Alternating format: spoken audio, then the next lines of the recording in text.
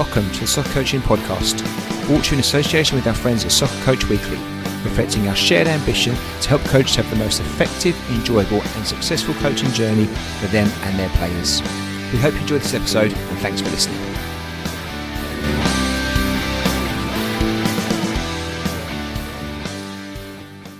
Hi Chris, welcome to the podcast. How are you doing? I'm doing very well, Scott. Great to be here. Oh, it's great to have you on. We spoke very briefly before we hit the record button. We've never really covered this topic on, I think, 110 episodes for a couple of reasons. First of all, because it wasn't necessarily one of the main priorities. I think that's changed a little bit. Maybe that's where I am at my coach in the age group that I coach. But also, I've never really found the right person to talk about the subject, but having watched a lot of the stuff people put out recently on social media over the last couple of years, probably, you are definitely the right person. So having reached out to you, you kind of saying yes pretty quickly. Thank you so much for agreeing to be on the podcast. No, it's a joy. Yeah, I'm happy. I'm always happy to talk about football, Scott. So any excuse. Yeah, brilliant. All right, fantastic. Well, look, obviously I've been stalking you probably going intensely for the last 6 months plus, so I feel like I know you already. But for those that haven't had the privilege of seeing stuff you put out on social media or know you, just a brief bit about your background, what you did do and what you currently do, if that's okay. Yeah, sure. So I've had over 30 years in the professional game. I played non-league and I coached here and abroad. I managed here. I managed Cheltenham Town, for example, and other clubs. And then I really went into scouting probably about 15 years ago, probably near 18 years ago now, I guess. Time goes on. Yeah. And I always enjoyed the identification of talent when I was managing. When I was managing in non-league, for example, I had to do a lot of my own scouting. I didn't have a big scouting department then. So I've always enjoyed finding talent. And so it seemed a natural thing for me to do when I felt that I was getting a bit too old to keep coaching, which I think is a younger man or younger woman's game, really. I felt it was the right thing to do to move into scouting. And so I did all my qualifications and what have you. And then I've worked for various clubs and then had 12 years at Chelsea in senior recruitment roles in the academy, which was fantastic. I'm a Chelsea fan, so it was a real bonus for me to be working for the club I supported. And a great academy, one of the best academies in the world, of course, great experience. Across a whole range of scouting. And then I left there last November to start the business. And then I've also gone on, I'm head of academy recruitment at Southampton now as well. So it's a busy time, but it means that I've done the whole range of scouting from grassroots to first team scouting, opposition scouting, a lot of video scouting, which I'm sure we will talk about, and academy scouting where you're looking at other clubs. And there's not that many people who have actually done the whole range, Yeah. So that's hopefully will give me a personal and practical context for the things that I say. So were you in Chelsea before Abramovich took over? Did you see it before, or did you come in the nice time when there was lots of money floating around? I've been supporting them since I was 4 years old. So you've seen the dark side. Absolutely. Yeah. Whereas my two youngest sons, who are 25 and 26, who are big Chelsea fans too, and we had season tickets for years, they've only seen the good times, which I keep telling them. Yeah. From a work point of view, Mr. Abramovich had taken over, which I think sort of 2004, and I started work 2012 for Chelsea. Yeah. So it was well established with the fantastic facilities that there are at Cobham. So I have been part of that very successful journey that the academy has been on. Yeah, for sure. There's some fantastic players come through there. I've had the privilege of being to Cobham a few times, and it is an unbelievable place. It's just beautiful. It is beautiful. Yeah, fantastic. Okay, well that leads us nice on to the next thing then. So obviously, I know you're full-time role at Southampton, which I'm sure we'll cover in more detail at points during the conversation anyway. But can you tell us a bit about the scouting game, like what it is, how it came about, and how it's going? Yeah, it's been a strange journey, really, Scott, because what started it was in summer 23. I got a contract from a publisher to write a book on scouting. So they were saying, look, there's no comprehensive books on scouting out there, not written by people who've actually done it anyway. And so that was great. And so I wrote the book, and over a period, it took me about a year, I suppose, to write in my spare time. And then the publishers said, well, look, you need to you raise your profile. Although the book's not out until January, January, a couple of months' time, January 6th, actually. They said, at least a year before that, you've got to start building up your profile. You're known in the game after 30 years, but you've got to get outside. And the way to do it is social media. Well, I'd never done any social media. I didn't even have an Instagram account. But fortunately, my wife is much smarter than I am, Julie. So we came up with the idea of how we might start doing some videos. And, and I think you might have found the same with the podcast, really. You do them, you put them out there, and you think, well, what happens now? Is there going to be anybody on the end of this? Is that it? Just go off somewhere. And anyway, the response was amazing. Right from the start, we were getting 50, 60,000 people watching the little clips that we did. Started on TikTok, then on Instagram, and on from there. And we were the whole idea was that Julie would ask me questions about scouting, how it works. And there was such an appetite for that. But then we were getting loads of questions, which is fantastic, all around the world. People kept saying, can you tell me if my son or my daughter are any good?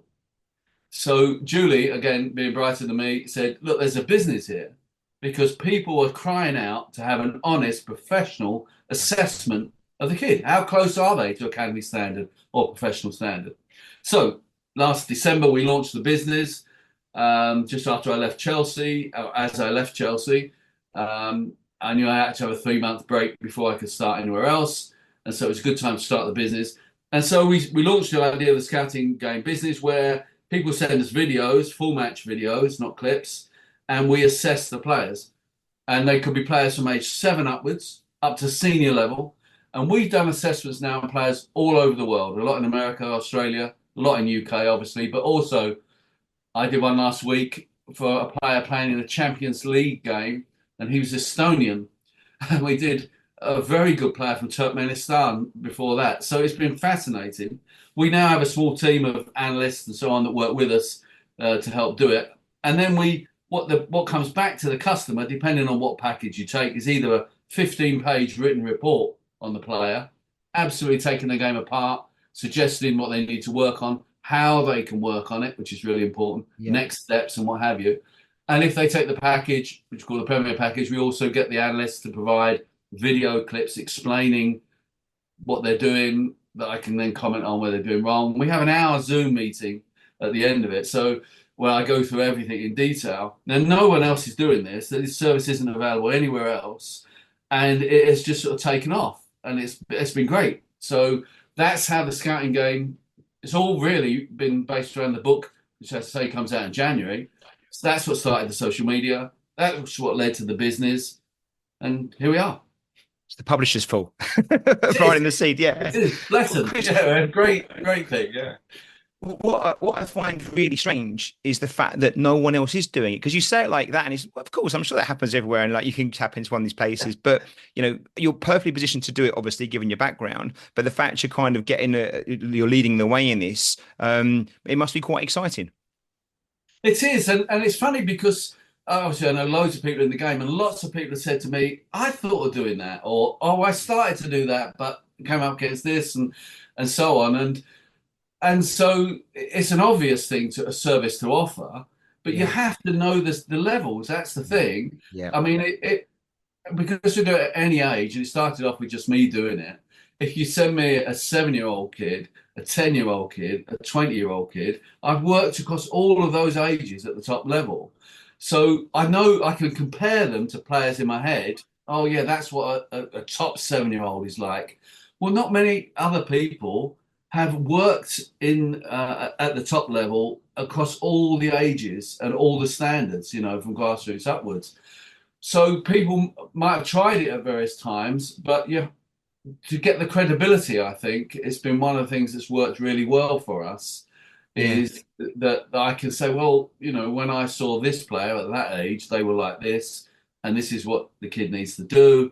And then we wanted it to be very practical. This, Scott, as a parent with kids in the game, parents want to know, well, okay, they're not doing this or they are doing that. What can they do to improve? Yeah. What's the next step? Yeah. So that's always been a big part of what we do. We say, this is what you need to work on. This is how you can work on it. and this is what you might look to, where you might go to get that work done, you know? Which And is the so, most important bit, right? It's the process, how you move on from yeah, where you are, not just where you're absolutely. at. Yeah. Every player can improve. So what's the next step?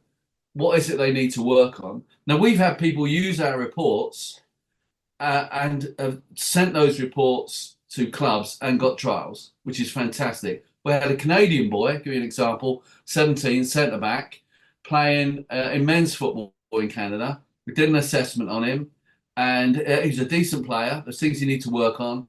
He sent the whole, or his family sent the whole assessment, and he's got a contract now with a UK club, a League Two club, and their initial contact with him was our report.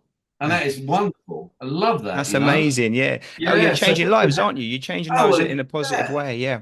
And if we can help kids make their way or just enjoy the game more, you know, and Yeah. progress, that is terrific. So it's come out of nowhere, and it's just we've just followed our nose really through the process, and it's gone all right. Yeah.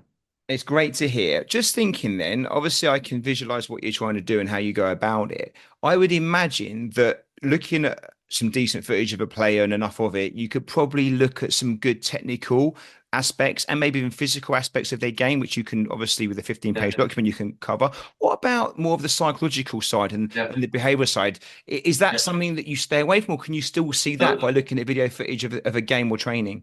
absolutely, we take a four corner approach. So exactly as you say, the technical side, relatively straightforward. Physical side, then we take the psychological side. And so, how do we do that? Well, we do it in the same way that scouts do it every weekend. You know, when you go out and watch a player as a scout, you've probably never seen them before, don't know the kid. So what you're doing, you're searching for clues about that kid. You know, what sort of character are they? Do they want to win? Do they have a desire? Does it matter to them? Because if they don't have that desire to win, we know that when they come into an academy setting, for example, they're going to come up against hurdles. And unless they've got that drive and desire, they will struggle with those hurdles. So you're looking for clues. And those clues can be little things. When they lose the ball, what do they do? That's an easy one. Yeah. When their team scores, what do they do?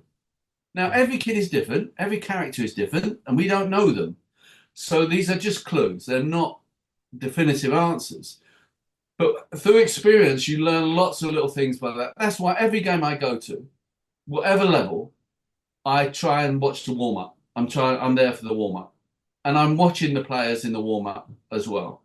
And little things like when a scout gives a player, a coach gives a player instruction during the game, how do they respond to that? How do they respond to their teammates as well? You know, so are they encouraging their teammates? Are they moaners? Are they always negative? Or are they encouraging others? So these little clues help you build up a little picture of their character. Now, I know from in the game, when you take a top Category 1 academy, at 16, they're all good players. They're Of course all they are. good players in the Yeah. academy. And what picks out those at 16 will go on to the top level, and those who fall by the wayside is character. So you take Conor Gallagher at Chelsea, my wife's favourite. But doing great in Atletico. Well done, Conor. Player of the month in his first month there, so great. So Conor at 15, 16 wasn't the best player in his age group. And he wasn't nailed on to get scholar. But because he had some injury issues, particularly, but he always had fantastic drive and desire. Every training session, every game, you knew you'd get 100% from Conor. And he's driven himself on beyond players who probably at that time you might have said were better technical players than him or whatever. And now, of course, he's playing for England, playing Yeah. for Atletico Madrid, a top class player, technically, physically, but that character still shines through in every game. So knowing that character is so important, we have to look for clues. And that's all we Yeah. can do when we don't know the players. As we get to know them when we're scouting them, and we get to meet the family, gradually the picture gets coloured in, you might say, about a player. So the psychological side is really important. And then the tactical side, the tactical understanding, and that's awareness of other players. So if we're looking at a player who's 7 or 8, that's not so important. Yeah. Can they play? Can they run with the ball? Have they got good technique? Have they got good physical movement? The physical and the technical side are going to be much more important. Yep. As they get older, we want to see the psychological side, their character, and we want to see their awareness of other players, the tactical side. So, what does that mean? Well, when they've got the ball at their feet, do they see the pass, as we say? We're not even worried at this stage whether they execute the pass. Do they see a good pass? Are they aware of where their teammates are? When they haven't got the ball, are they aware of where the opposition are? Do they pick someone up? Do they see the other side of the game as well? So again, on the tactical side, you're looking for clues. As they get older, 12, 13, 14, the psychological and the tactical sides become more and more important. Because if you bring them into an academy from grassroots at those ages, they're going to have a lot of catching up to do because they're coming up, they're playing with and against kids who've been in the system probably since they were 7 or 8. Yeah. So, and if they've not been in the system, that's a big jump. So you're trying to find out, do they understand the game? Can they read the game?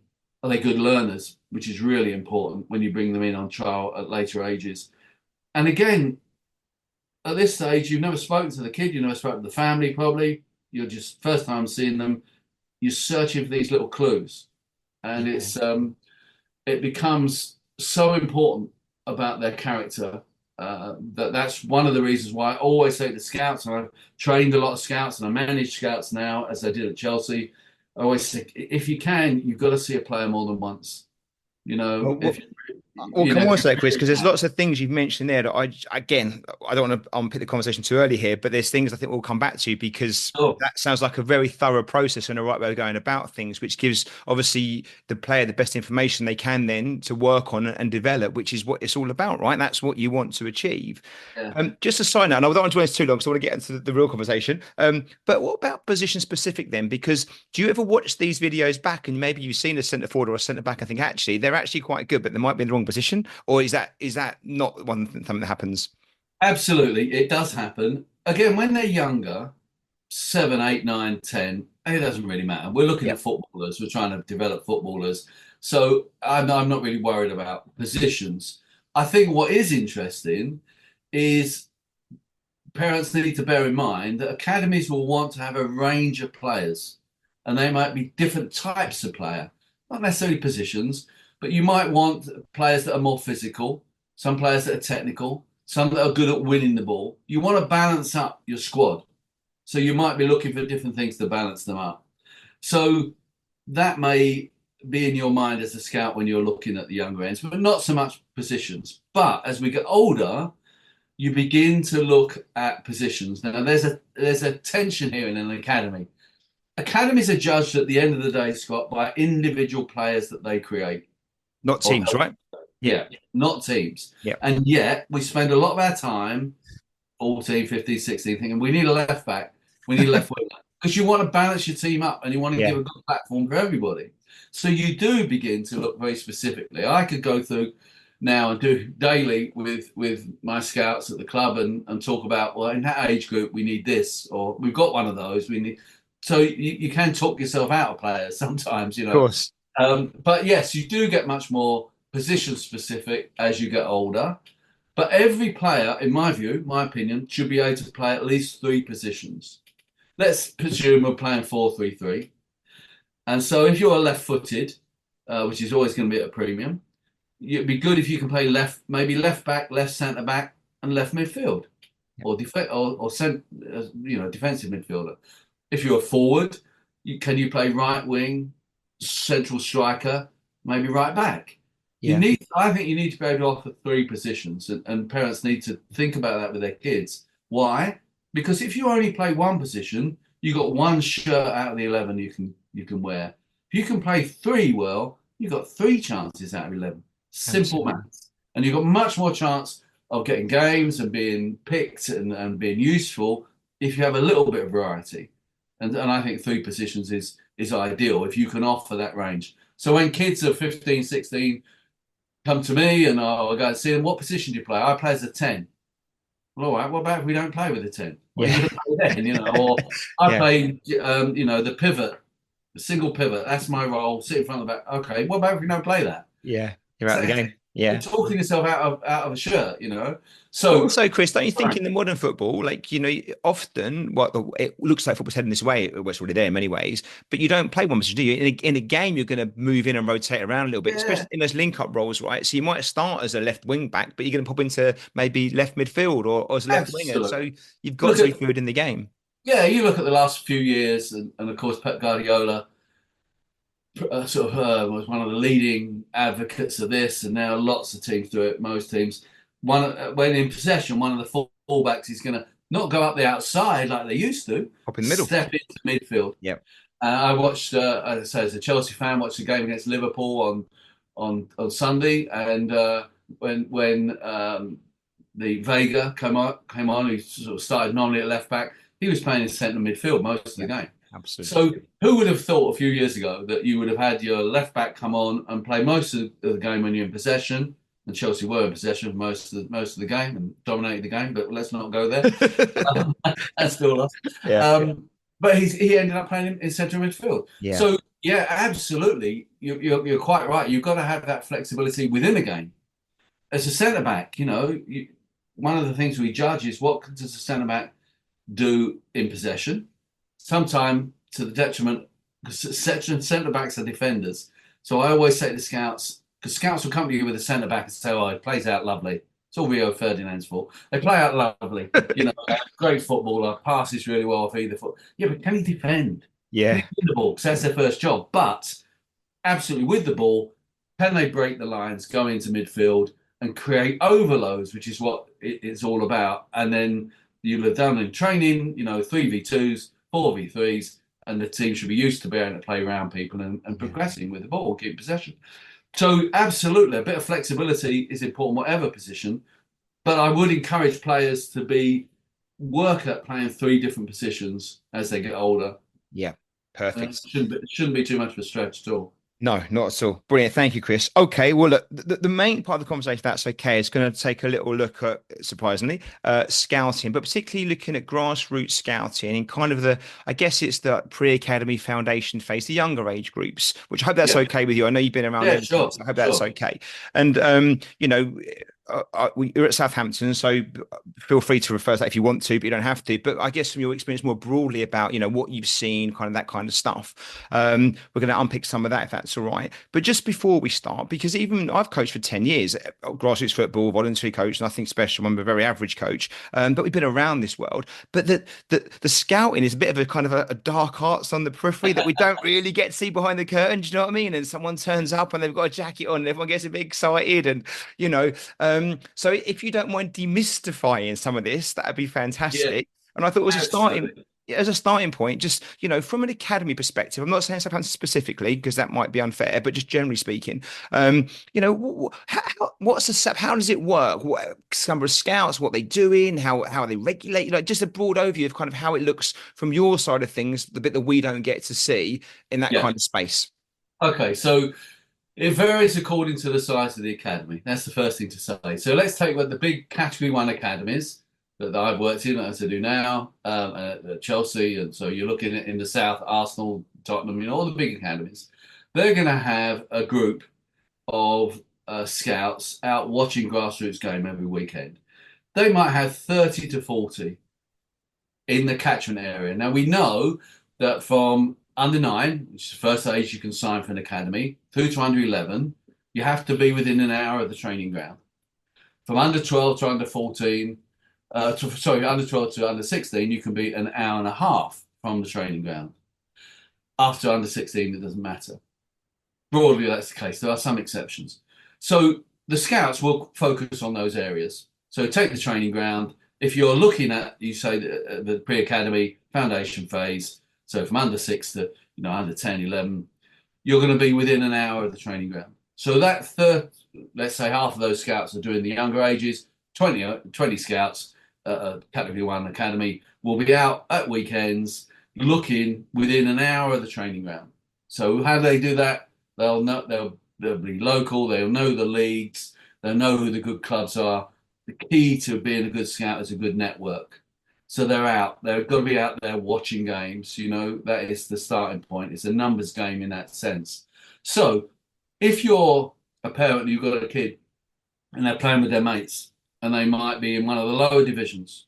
You have to accept that if you were a scout, and I, as your boss, said to you, right, go and find some talent, Scott, in that area, you'd start at the top. Yeah, absolutely. Yeah. So you got just because of that, you've got more chance to get scouted if you're in the top divisions because you start there as a scout. And I've been there as a grassroots scout in a new area.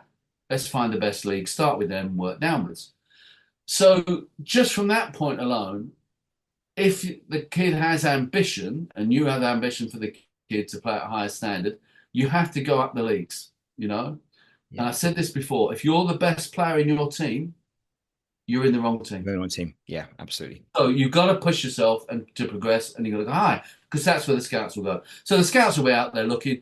Let's say they find some talent, they have to speak to the manager of the team, someone such as yourself running the team, the coach, not directly to the parent. First of all, they talk to the coach, say, "Oh, I really like this kid. Tell me a bit about them," and then they might invite them in to. It can be an assessment centre or a development centre, some sort of a sort of assessment process, filtering process, or they might invite them into a proper full academy trial, an 8-week trial. We can talk about what that means, but that's the process. As I mentioned before, I always say to scouts, if you can go and watch them again, do.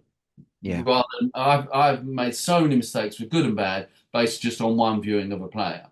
Because the kid can have a good game, can have a bad game. You want to see them against different opposition, different context, if you can do Yeah. that. So I would usually say to scouts, okay, you've seen a player you like, find out what their fixture is next week and go and watch them again and see what they're like. Chris, I think it's a great point. And I guess sitting on the other side of this equation, and it can sometimes be perceived from the coach's manager's side that we stand in the way of that process. Like we want to protect our players, don't want to move them on to the thing. And I can genuinely say, 10 years of doing this, I don't know of one coach that I think has genuinely stood in the way of a player progressing.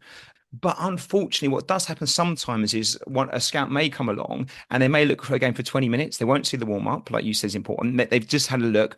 The kid might have just scored a great goal or something else. Or I've even had scouts at the end of the game come to me and say, which player shall I put forward? They've watched 20 minutes of a match. And again, like you want to do the right thing by the players. The counter side is it can be quite disruptive. So we can have a player that might get put on, say, into an 8-week trial or something else. And you know in your heart of hearts, however much you want the best for them, that they're probably not they're not at that level. And just one scout seeing 20 minutes of a game, it doesn't help the kid, doesn't help the environment, gets everyone a bit overexcited about, okay, well, if little Jimmy's gone there or little Jane's gone there, then I need to be going to this place to get there as well. And it creates that kind of thing. I've jumped ahead a little bit here, but how is that something you're aware of from like a broader perspective? Yeah.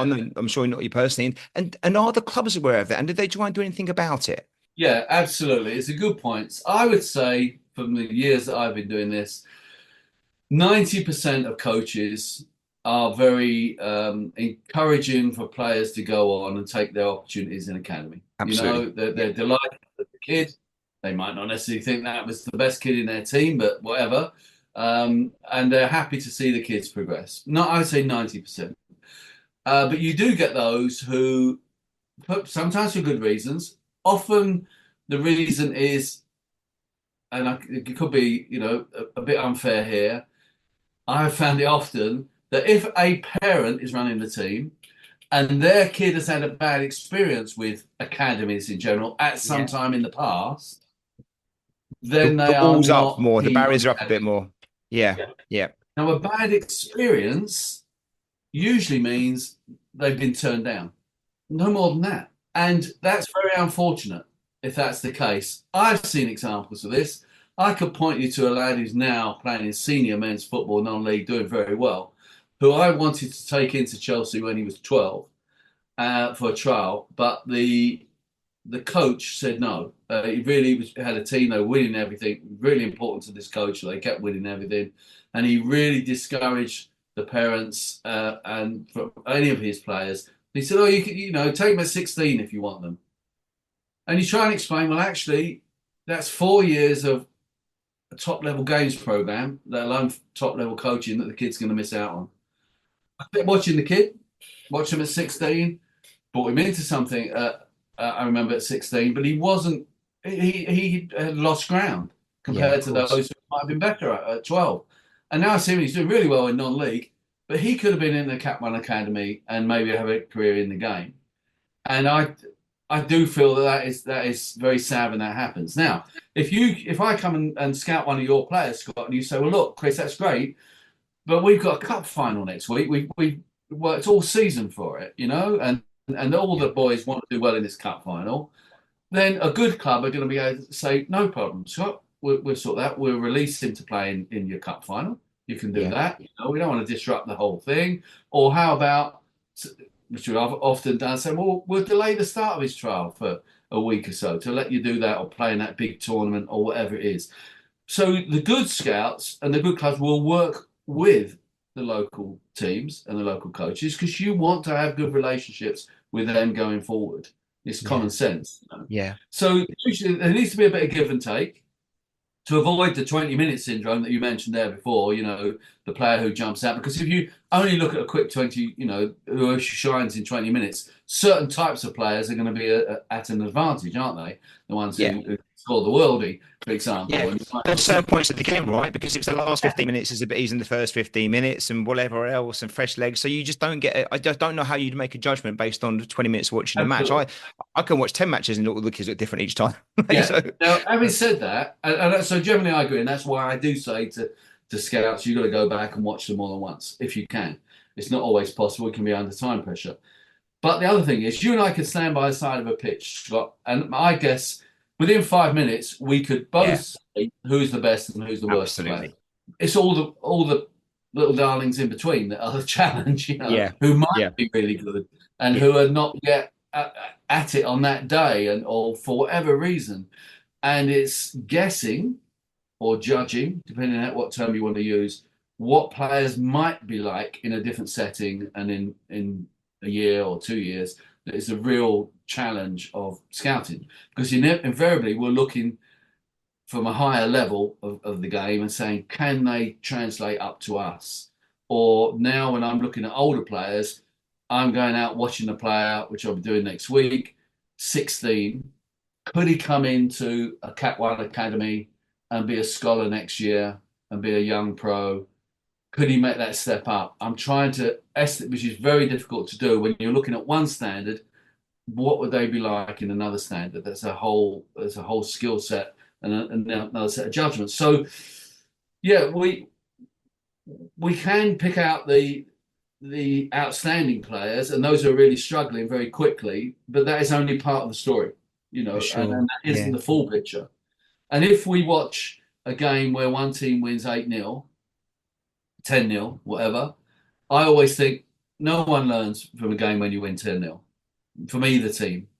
And probably certainly no one on the team that's lost 8 or 10-0 is going to enjoy it. And it is supposed to be about kids enjoying it at grassroots. So that's not great for anybody.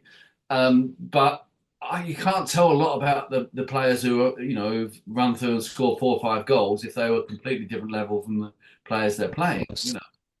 So Yeah, that's a challenge. So again, you need all points to seeing the players in different settings against different opposition, hopefully different circumstances.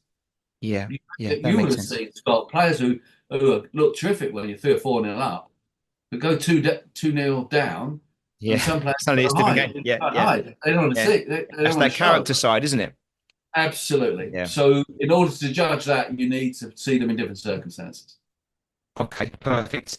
And Chris, just from a kind of getting signed up as a scout to an academy, how is that process? How rigorous is it? And what generally speaking, again, would clubs ask from someone who wants to be a scout? How far Yeah. do they look at things besides maybe doing a talent ID online thing and maybe some safeguarding or a DBS check? Is there more to Yeah. it than that?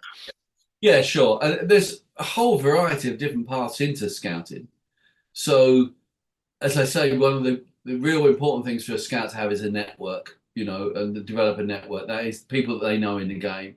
There's a guy at Yeah, Chelsea called Ray Renbridge, who's probably the most successful scout Chelsea have ever had in the modern era. So, Reece James, Conor Gallagher, Trevor Chalobah, Nathaniel Chalobah, loads of others. Ray found them all. Absolutely top scout. and he's been working in the same area in Surrey for years and years. And if you go to a game with Ray, and I've been to many with him over the years, we we might go to a non-league game, and to walk around from one side of the ground to the other to go and sit, Takes you an hour. it takes you about half an hour because he knows Yeah. everybody and Yeah. they all want to talk to him. So two things with that. Firstly, he knows a lot of people. And second thing, he's respected as an absolute gentleman and someone good. And that's what you want as a scout. So Yeah. as a scout manager, you're looking for people who you think might have that network or could develop that network, people who are respected. If they're running a team, that's a bit of a problem because on every Sunday, they're going to want to be with their team. So they're only going to see half the number of games, Yeah. half the number of sides, rather, because their team is there every week and they're only seeing the op. So you're looking for people who have availability and are ready to put the time in. It is time consuming. Most grassroots scouts need to be out on Saturday and Sunday morning, maybe Sunday afternoon, maybe one night in a week, coming to a development centre, seeing what the talent level is like, or even to the academy. So, and money's not great. There's lots of clubs who work just on volunteers. Yeah. But if you're even a bigger academy, you might get, I don't know, £300 or £400 a month, something like that. It's not Yeah. you're not a big earner. Yeah. Plus, so you do it for the love of the game and to be involved.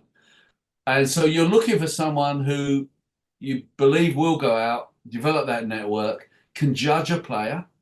Yeah. So they might have played the game. That was always a good start. They might have coached. That's another good start. You think, yeah.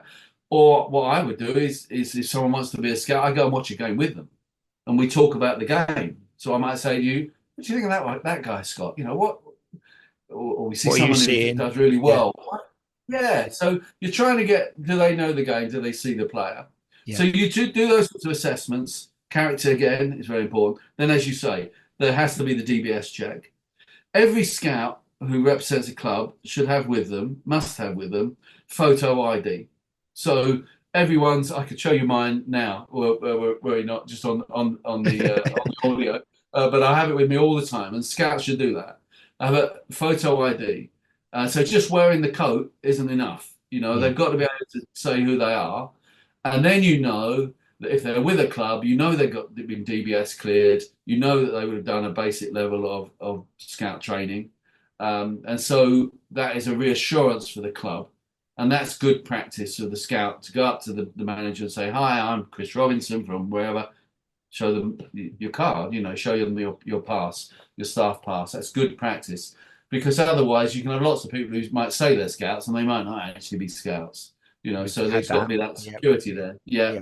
So it's really important that the parents know what they can expect if someone is a proper scout. But people come from all sorts of backgrounds, but those are the things you're looking for. Can they build a network? Do they have a network? Do they understand the game? Would you be happy with them representing your club? Do they present well? That's one of the reasons why for grassroots scouting, whichever club I've worked for, I like our guys to have club kit so that we know that they're dressed smart, they're representing the club, they're showing people out there at that rec ground or that school playing fields. Oh, this club is interested in us. They've got one of their people here. It's one of the reasons you put them in kit, but it also means that they look the part. They are to that person, to that parent at that moment. They are your football club. That scout. They're represented, so they've got to present well, and they've got to be able to speak to people and communicate and what have you. There's a feeling or a belief in the grassroots football game that when a scout comes to a match, to validate their attendance, they have to put a player's name forward. So they've got to pick a player that they've seen just so they can show they've been to the game. Is that something that happens, Chris? Is that true? And is that practice, or is that not? Is that a bit of a myth? I think some clubs might be asking, some academies might be asking that of scouts. I never have.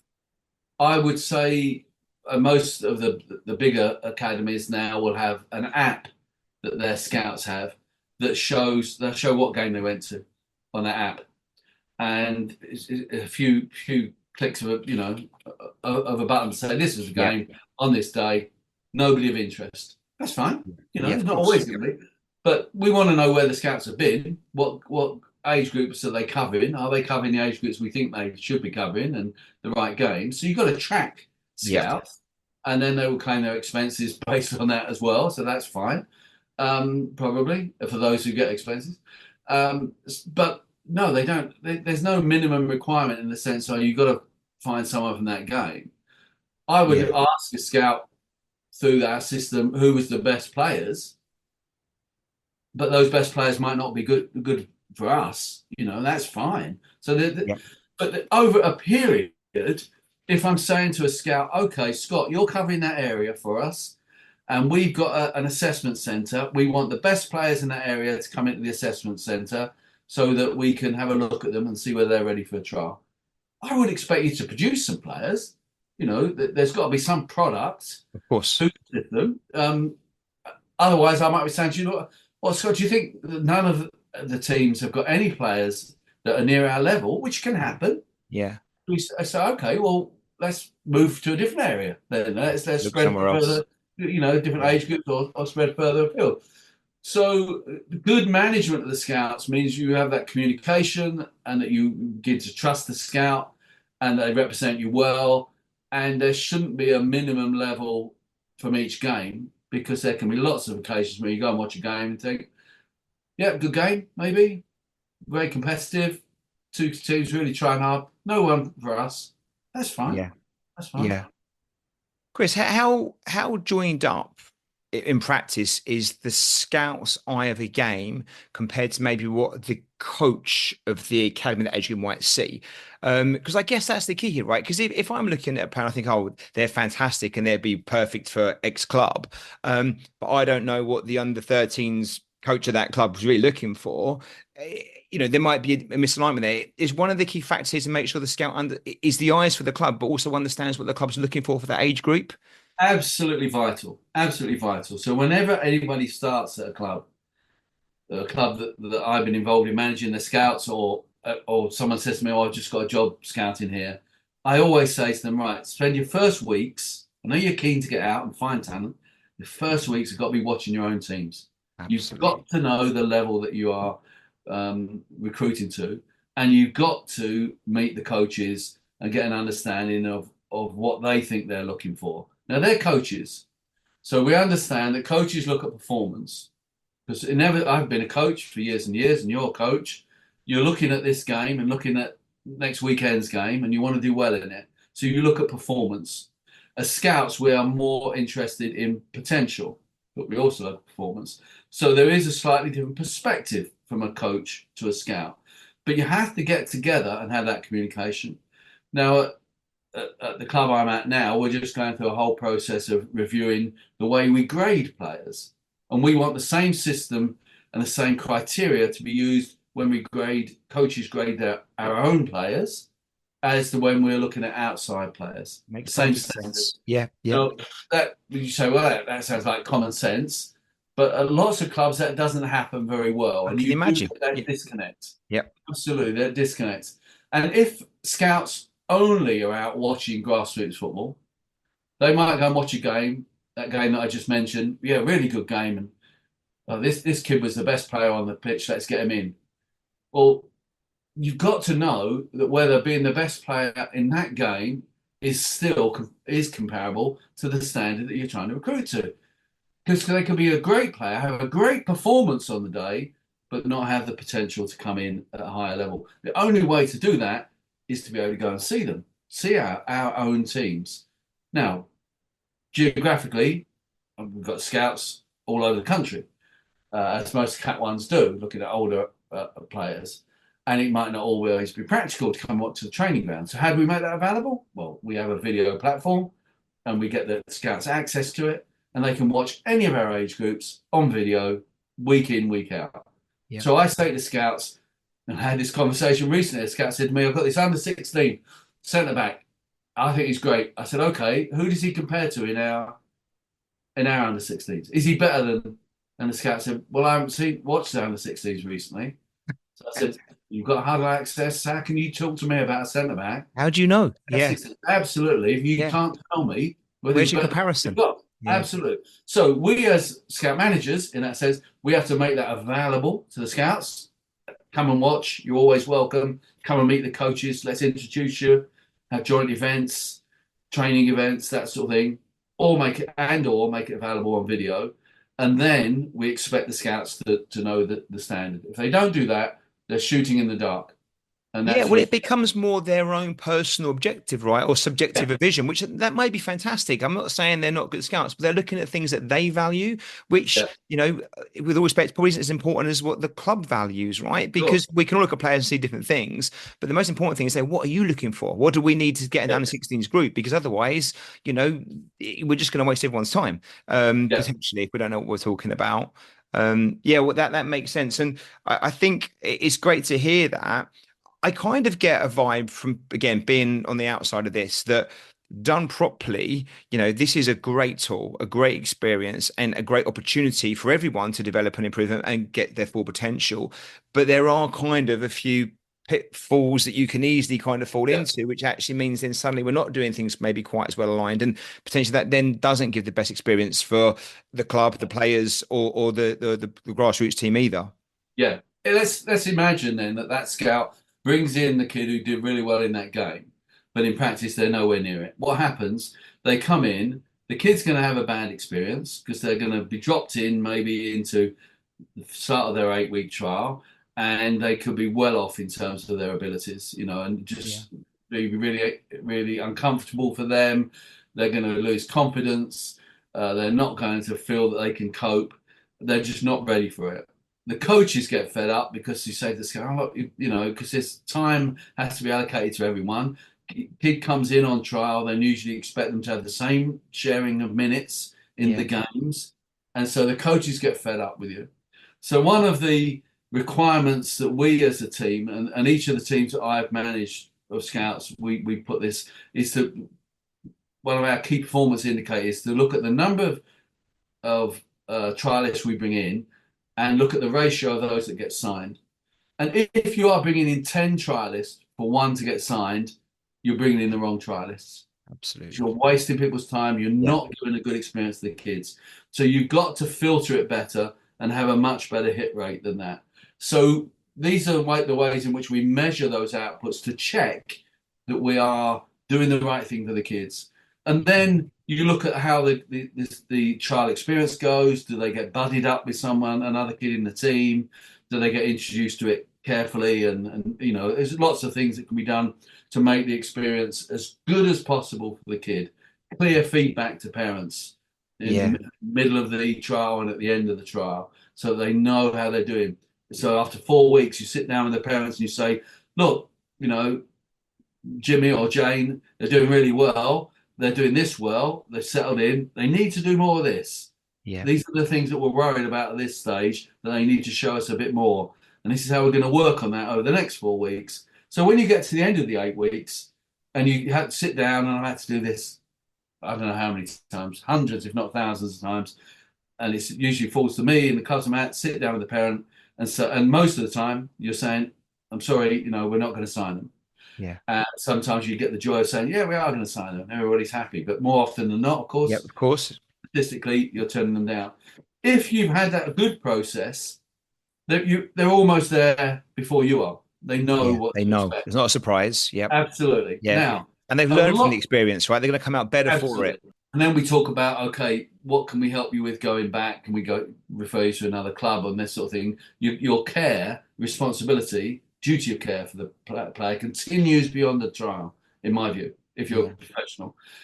But let's be clear also, Scott, a lot of the stories you hear from parents, I've got to say this, about bad experiences in academies absolutely hinges on the fact that somewhere in that conversation at the end was the word no. Yeah. Yeah. And however Yeah. you dress that up sometimes, You can't get past that. no. Yeah. And we're talking about elite sport at this point. Elite sport means selection. Selection means disappointment. And so if as a parent you say, well, I'd love my kids to go to the academy, it'd be a great experience. And they might do well and they might go on and have a great career. Absolutely right. And I agree that. And if it's done right, even if it's not successful, it should still be very positive. But you've got to expect that there's going to be a no somewhere, Point. Yeah. chances are, and you've got to be ready to deal with that and help the kid deal with that. Now, Yeah. however, I've done it all sorts of different ways. as the person who has to sit opposite the parent and the kid and give them that bad news.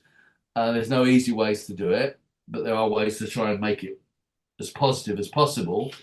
But you're still having that disappointment. I've had kids throwing themselves around the room in tears, and and parents too, Yeah. and that's terrible. And I always think if we got to that point, well, we've not done this well enough in the process, and you try and learn from it.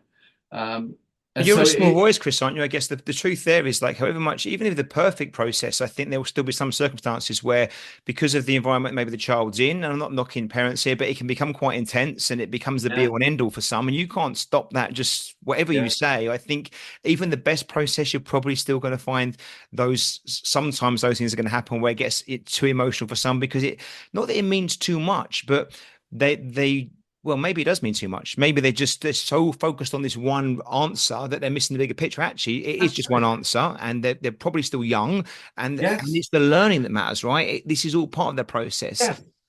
And I'm So sure you can count lots of pros that have been probably turned down and gone on oh, absolutely. and, and You can talk about Harry Kane, I know, yeah, but Harry there's Kane, a others, great yeah, classic example, or Declan Rice at Chelsea. You get him released or allowed to go to another club at 14 and goes yeah, on, plays for England and what have you, and has a fantastic career. And good luck to him. So you can tell them all those stories, which we do, but there's still that disappointment, of course, and it's elite sport. It's going to be there, and I know what you mean. Sometimes it matters too much. On the other hand, it's got to matter to them because that goes back to when searching for clues, watching a kid.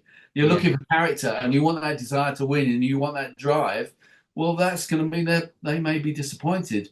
And it's got to be important to them because they're never going to survive if they do get taken on without that drive, yeah, it yeah, doesn't really matter to them. It's going to be hard for them to succeed, and it's tough. And we always, at clubs, want to do it better, and we want to look after the kids, and we want to have the best process you can. But that word no is going to be in there. yeah. Of And course it some is. parents, understandably, that's all they hear. And if the parents say, oh, whilst they're on a trial, oh, the kid's going to, this is a bit tough on the kid. He's going to be, got to step up and he's got to play with all these kids. It's nerve wracking, isn't it? And I say, yes, it is nerve wracking, and we'll try and help. But do you think it would be nerve wracking making your debut, walking out at Old Trafford in front of Yeah, 75,000 people? it's part of It's what what it we're is. preparing kids for, and it's Yeah, tough. And I yeah. know it's tough, and they are just kids, very young in some cases, but there has to be some stress in it Yeah, of course. to Well, there come is to in the sport, there is juggling. other things, isn't there? If you're doing ballet or cricket, Yeah. it's not just football this happens. I mean, like you say, if you want to be the best at what you do, it's not going to be easy, right? Otherwise everyone will be the best. So Absolutely, it wouldn't be elite, and you're yeah. exactly right. My wife was a former national gymnast and a top gymnastics Oh, that's coach, and proper she intense. talks. She talks to tell you the same stories there. That Yeah, selection, exactly as you say, takes place there. When I was at Chelsea, we looked at the processes that the Royal Ballet School yeah, use in assessing people because it's really interesting, and that was I fierce, can imagine. Yeah, And so, yeah, yes, it's any elite level means, as I say, means selection, which means disappointment. And you try and do it as well as you can, but that is part of the game. And if you don't want to pay the price potentially for that, don't yeah, walk in the door. That's what you have absolutely. to do.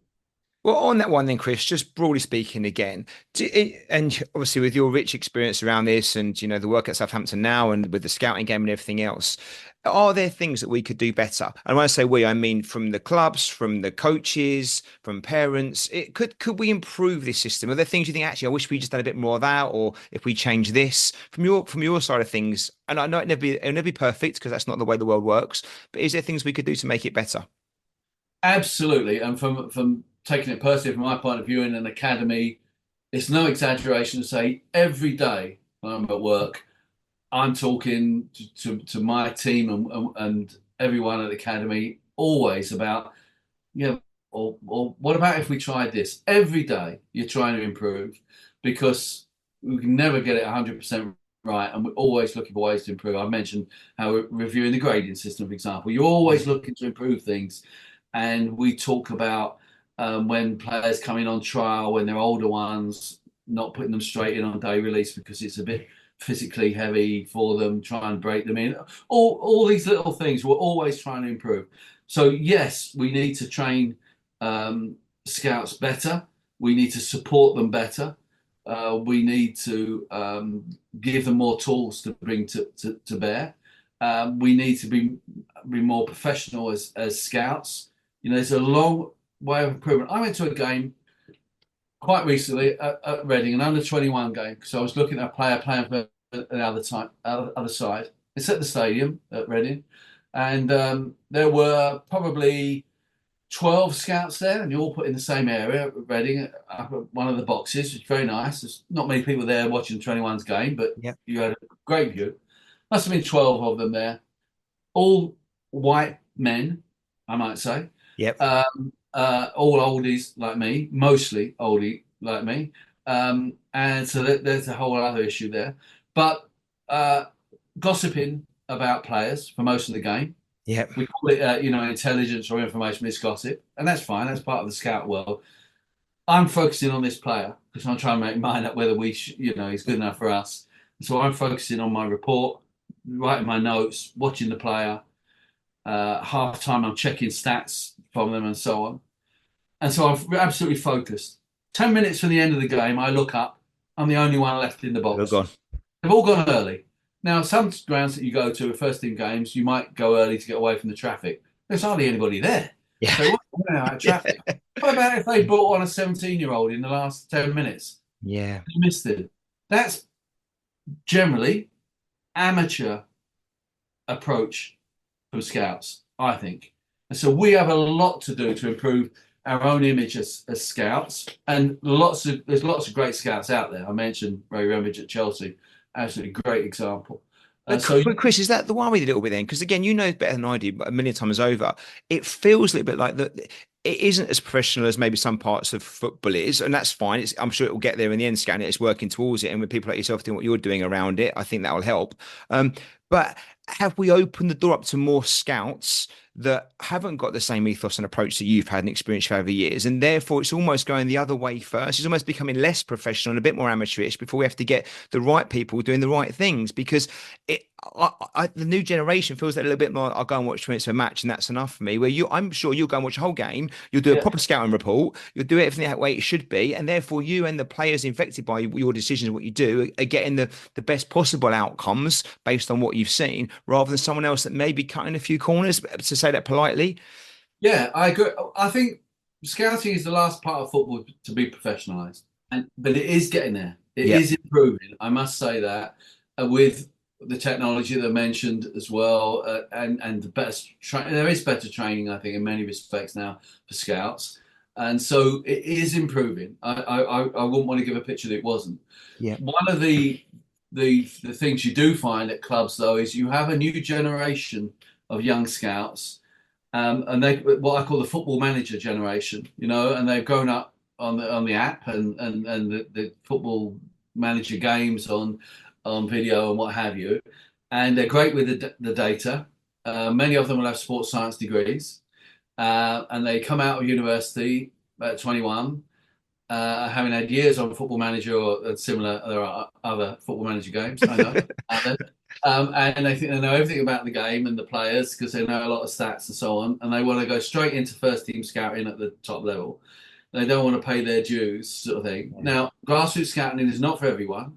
There are different types of scouting, but I think there is a craft to be learnt, and I think that some of the newer generation of scouts are too impatient to get right to the top quickly, and they underestimate how important it is to learn your craft about learning different sorts of players.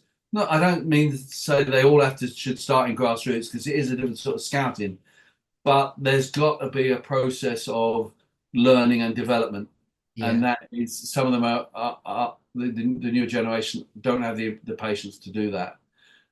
So that is a bit of a worry, but generally we are getting better as an industry. We are professionalizing. It is improving, but it's slow progress. Yeah. Slow progress. Yeah, fair enough. And how do you see it evolving in the next 5 to 10 years? What are scouting there? I mean, technology, obviously, AI is going to come and play a part. I'm sure the work Yeah. you're doing with the scouting game. How do you see it evolving over the next 5 years? Video is the big game changer, Scott. And that was it was happening anyway. The amount of video scouting that any scout does, you now compared to 5 years ago, even certainly 10 years ago, obviously, is massive change. COVID really accelerated it because you couldn't get out Yeah, and watch games, so everyone was doing much more video stuff. So obviously, when you're looking at the first team game, first team level, even in non-league now, video is available much lower down the pyramid than it was before.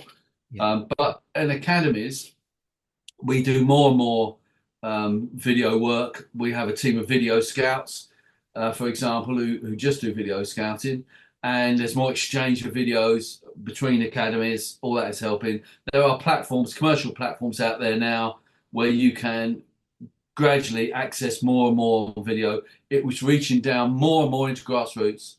yeah, Our business in the scouting game is based on the fact that lots of games get videoed yeah, now. yeah. And even parents say to us, well, our club doesn't video a game.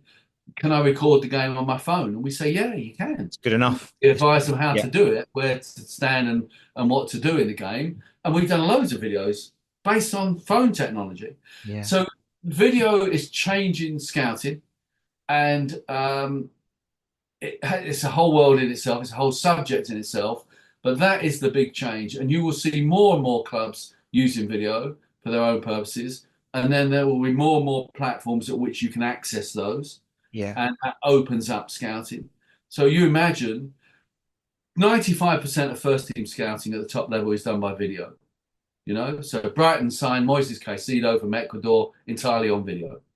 So it's happening more and more. It's so cost effective. Of course it is. No, Yeah, I was saying last night, looking at a player's flagged up to me at another club, and I say to our guys, have we got video on him? Let's get 2 or 3 scouts to have a look. And that's done in minutes, rather yeah. than saying, oh, we've got to Wait for send the them next to game. wherever, Yeah, and go and watch the game, yeah. and it's so time saving and cost saving to use video that the genie is out of the bottle, and that will happen more and more and more. There still is, of course, as scouts, we much prefer to see players live, be it on grassroots or first team, because you can pick up so many more of those little clues that I mentioned before Yeah, live. If I go to watch a centre back and the ball is down the other end, I'm still watching the centre back. of course. Yeah. Camera is watching the It's ball. gone. Yeah. So I don't see, is he talking to the other teammates? Where's his starting position? So I can get that live, which I can't get on camera. But it will cost my club X amount for me to get there, and I can only watch one game in an afternoon. So I stay at home, I can watch 2 or 3 on video. Yeah. And So I guess if you watch the videos first, you could probably rule out or rule in as well a little bit, can't you? Because there's clear absolutely, red flags at least before you actually go on the trip then and see them in person. Yeah. and exactly that is how we do it, Scott. The scanning of players generally, more and more is done on video, identifying players of interest, and then your live scouts, if you like, can then go and be selective.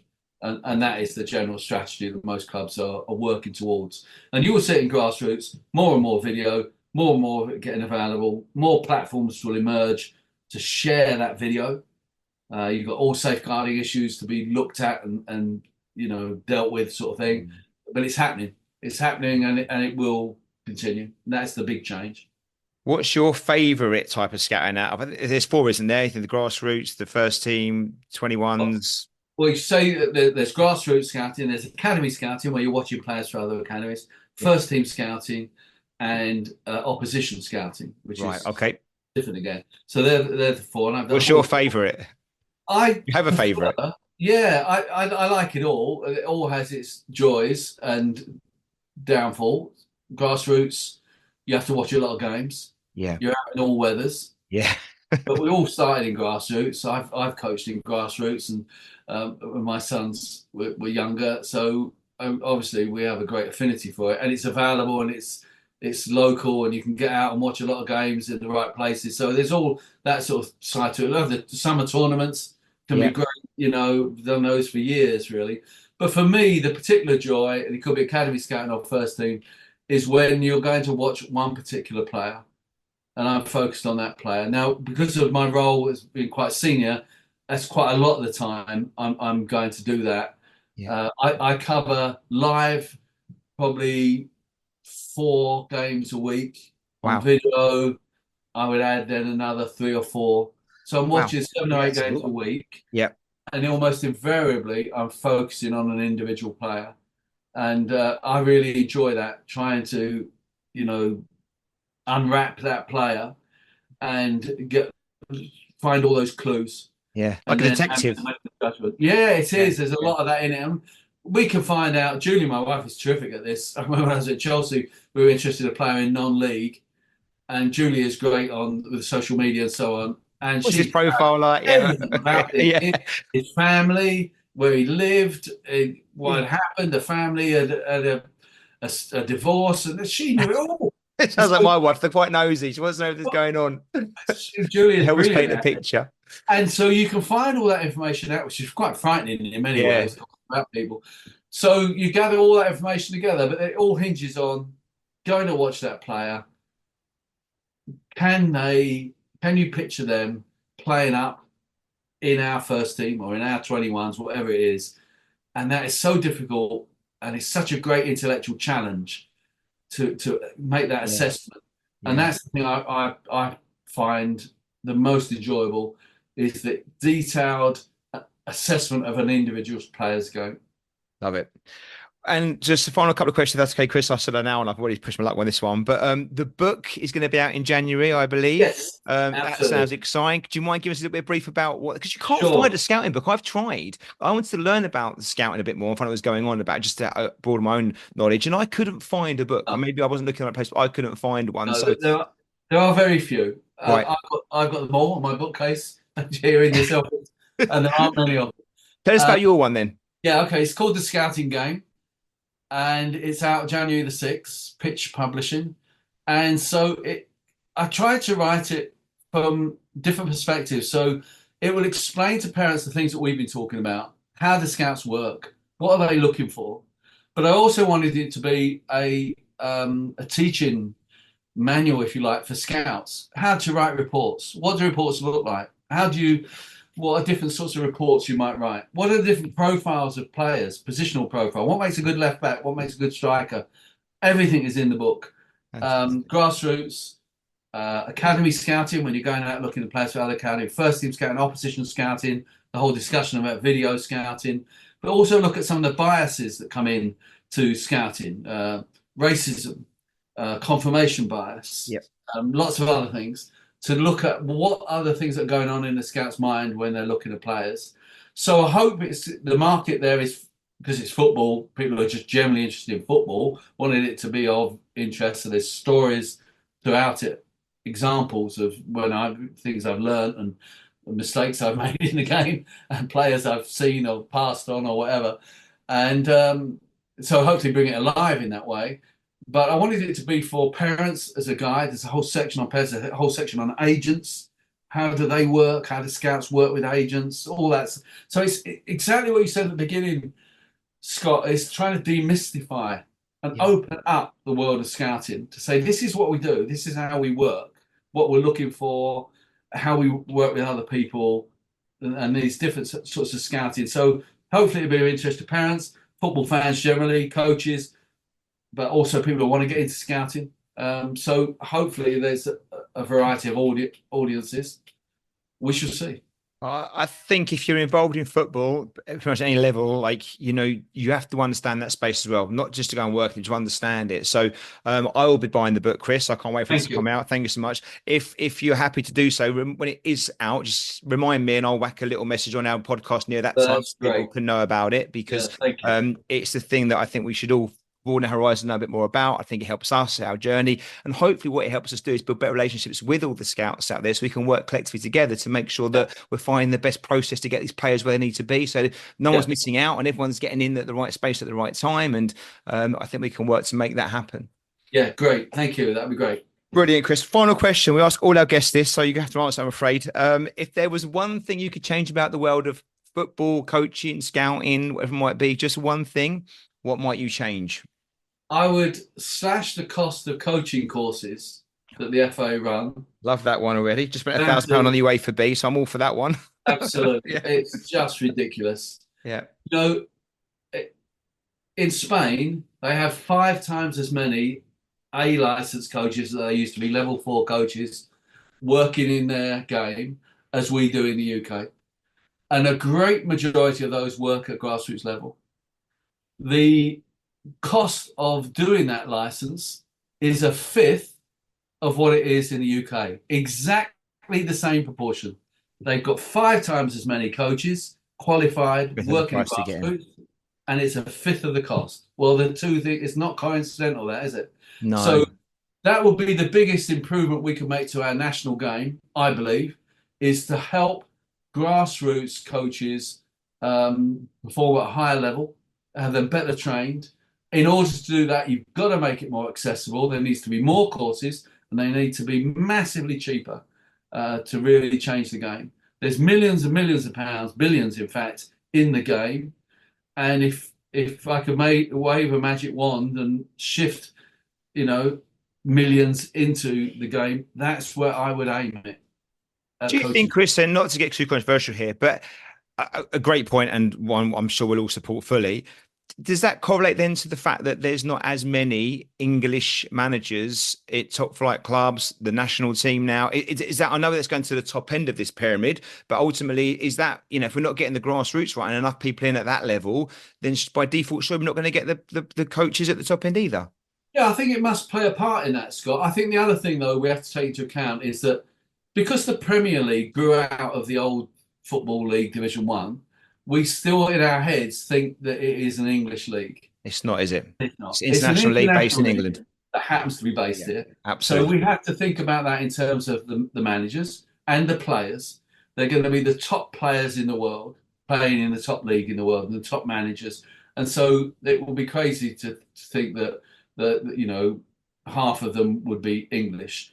You'd like to But think there's it'll be very few though, right? Isn't there? There's better. very few, and Absolutely. winning tournaments, like you're right. I don't think it should be. I'm okay with it. I think it's great. We benefit from that kind of cross-cultural, multicultural league that we're happen to be based in England.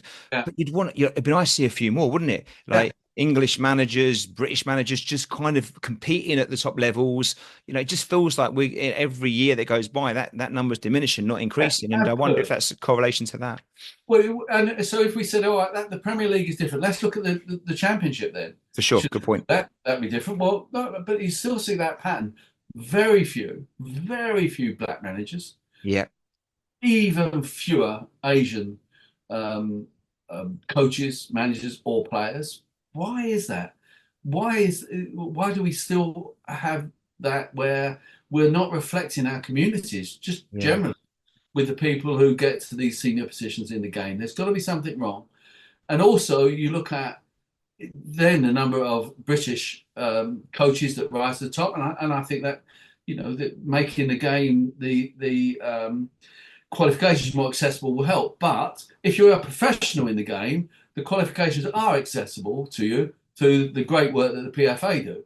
So that shouldn't be a restriction, really, because you don't have that issue for most of the PFA members of worrying about how much it's going to cost, For because sure. the Yeah. union pay it for you. So it's grassroots where it would change, but that would be a change that would help develop coaches there who would then go on up the game.